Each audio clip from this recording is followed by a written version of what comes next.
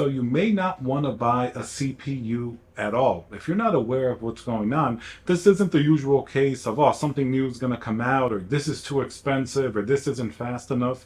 There are many more problems going on. I'm just going to give you guys a little bit of insight and just like a general opinion. I mean, we all love upgrading our CPUs, right? Even when we only get like 5 to 10% better, obviously you want more. But in this case, both AMD and Intel are having some like pretty significant problems. Obviously, Intel, which has, been lagging behind AMD for the last several years. I mean, Ryzen has been fantastic. Intel used to be the leader, and obviously they lost market share to AMD, but that's not the problem. The newer 13th and 14th generation CPUs, like even the top end 14900K and CPUs like that, have been having some significant problems. I'm sure you guys have seen this reported in the media.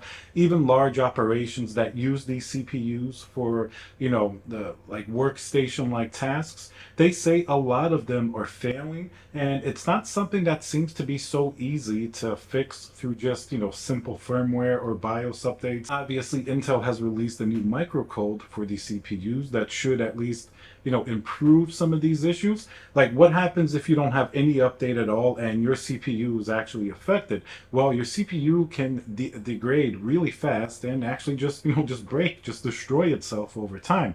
It's not really usually something you want a CPU to do, because that can sometimes outlast even a GPU. A GPU you may want to upgrade much faster because it's going to give you better gains generation over generation, but CPUs have maybe a little bit smaller curve in how they improve over the years. So that's where Intel is at. They have some microcode updates that obviously is going to affect performance. It can be hit or miss if it's going to be multi-core or single core performance, but there's always going to be some type of effect there. And then I don't think they fixed the problem completely. So then, do you buy an Intel CPU? Where a lot of people are not recommending them. And now let's hear a word from our sponsor, VIP-CDKdeals.com, a Windows Pro CD key. Add to cart, you put in code CC20. This will also work on Windows 11. You want to go into your settings in Windows, change and adjust your CD key, click activate, and now let's go back to the video. So where does that leave AMD? You would think AMD would swoop in and capitalize on the problems that Intel is having, and they would absolutely destroy them in every single facet, especially with a new Ryzen 9000 coming out. Well, that's not the case. AMD delayed up to 2 weeks or so the release of Ryzen 9000. It was supposed to come out at the end of July, and then it just came out recently, around now, middle of August. They apparently had some issues, and many reviewers have had a lot of fairly significant issues reviewing these products. AMD changed a lot of things last minute where they had to go back and review and change several things, retest all of the CPUs. Even the 9700 that was originally 65 watt TDP, people were like, why is this not that much better than Ryzen 7000, than like a 7700X?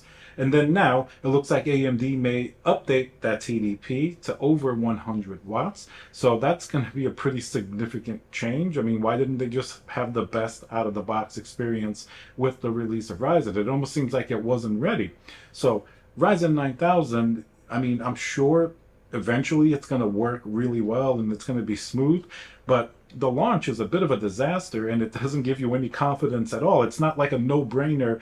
Am I going to go get a Ryzen 9000 chip? Just forget Intel. Obviously, if you're going to buy a high-end CPU or any CPU for that matter, you're probably not going to be considering Intel at this point because their problems seem fairly significant. But then you look over at Ryzen and it's like things are breaking left and right. Like, what's going on? So the new CPUs are certainly pretty bad, pretty bad of a problem. Now, obviously, like what I'm running in my own system, the gaming system, is a 7800X 3D. I mean, that has been fine. I haven't had any issues. In the beginning, obviously, a lot of these Ryzen chips, Ryzen 7000, there were some teething issues, some like USB problems, various things like that. But over time, they've definitely been fixed. So the Ryzen 7800X 3D, I mean, that's been working pretty well for me. If I had to recommend the CPU, I mean, that's the one that I would go for. I mean, not only because it is still basically the best gaming CPU, much cheaper than even the Ryzen 9000, but it's at least on the 7000 series, platform, so it's going to be a little more mature with the drivers and things like that, and not have the same issues that potentially Ryzen 9000 would have. We all sometimes like to go to the newest thing, but I don't think it's going to be a very good idea in this particular case. And the performance for gaming is absolutely fine. For the Ryzen, the 3D V-Cache CPUs, I never liked any of the ones above the 7800X3D, like the 7900, 7950, X3D. While those seem pretty interesting, they come with extra problems. Like, you have to configure Windows a little bit differently for them. They have a lot more issues than just the more simple 7800X3D. And it doesn't make sense to have that many cores on a gaming CPU anyway, because it's not really going to utilize more than what the 7800X3D typically can do. So it makes more sense to have like a 9950X for multi-core performance, productivity, for example, rather than like a 9950X3D. So hopefully by the time the 3D variants of Ryzen 9000 roll around, like a 9700X3D or 9853D, whatever they're going to call it, hopefully by then issues are mitigated and performance is impressive. Because as of right now, I would say skip anything Intel and skip anything that's newer AMD, like Ryzen 9000. I would just flat out get a 7800X3D, or if you have like a 5800X3D or even a Ryzen 9000, maybe you should stick it out with that for a little longer. At least AM4, it's a little older, but at least it's a more mature platform. Not that many issues left over, really. So either that or stick with Ryzen 7000. But the new stuff is definitely really, really problematic on both Intel and AMD side.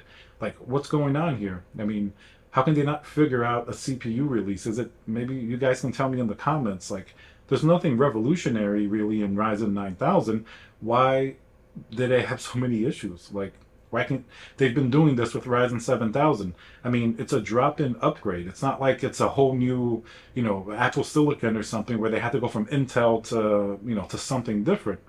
Apple is working pretty well with their CPUs. I'm just saying, I know sometimes people like to hate on Apple, but it's been pretty good. And it's not x86, it's, an ARM processor, but maybe that's the direction that things are going to go in.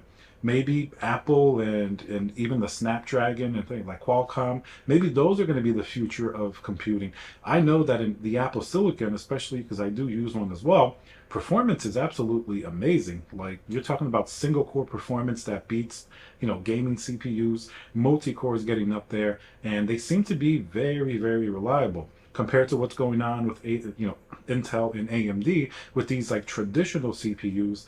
Definitely something to be worried about. So as of right now, I would just stay with what you have. Maybe Ryzen 7000, Ryzen 5000 seems to be fine, and just wait until maybe the next generation Intel. Maybe they can fix their problems. Maybe the Ryzen 9000 3D V-Cache CPUs, by then they can fix the problems. But as of right now, I really wouldn't recommend any CPU that's, a newer generation.